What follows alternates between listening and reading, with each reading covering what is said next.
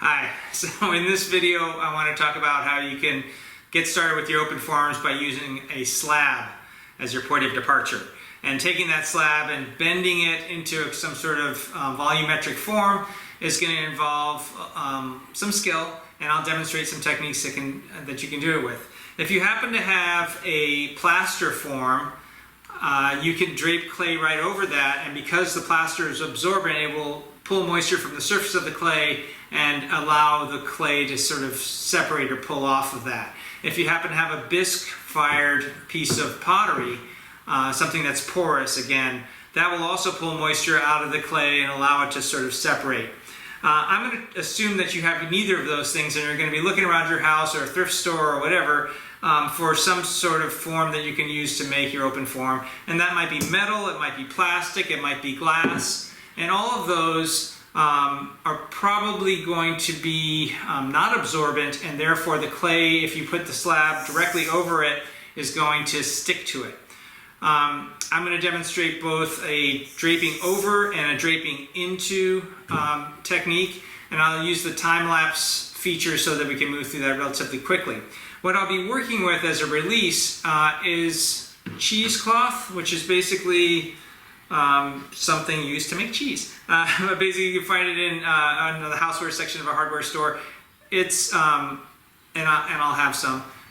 It's just a sort of a meshy type of material, and it will go over, let's see, here's one that I've used before. It'll go over the surface and stretch and contour really easily and not really make any wrinkles, so that when I put the clay over, it'll just be the clay that'll be wrinkling, that I'll be smoothing out. So I like this cheesecloth. It's a little bit absorbent. It'll help to free it up. You can also put a little thin layer of oil over these forms. That's another way to go. If you have a thin old sheet that you can tear up, this thin worn out sheet will stretch. It'll have a few wrinkles, but that actually will contour the form well also. And oftentimes what people have done in the past is they'll use some sort of plastic cling wrap, and you can stretch that over the form, also tuck it in, and that can also work as a release. So I'll be demonstrating this, like I said, in the time-lapse feature, and I'll come back at the end to talk about what I've done. All right.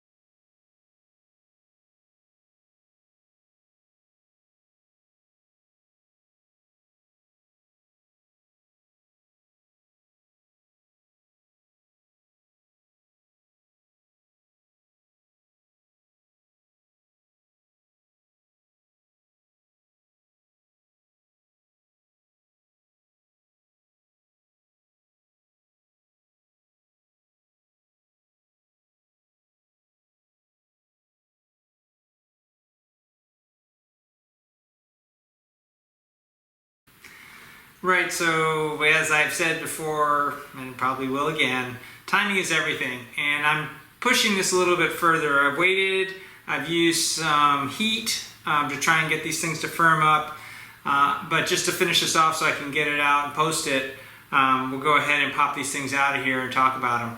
So there are advantages and disadvantages to the two different methods, the draping over and the draping in.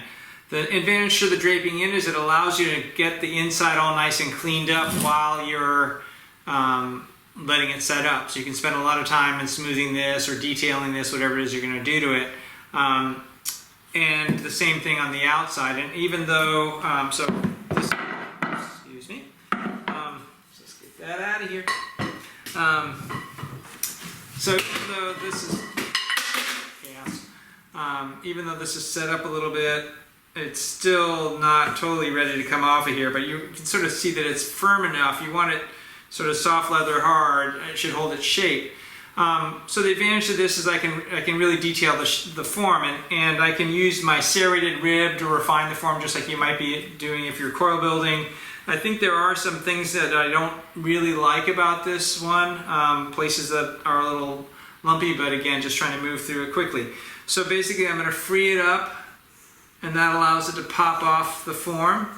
I'm going to go ahead and move this to the side, and before I, so the inside of this is going to have this texture. I'm going to pick it up and hopefully peel that off. Again, it's a little soon, and it's got kind of the canvas texture, the cheesecloth texture. And I'm going to, for now, keep it inverted on its lip because it's going to be stronger there. It's still a little soft.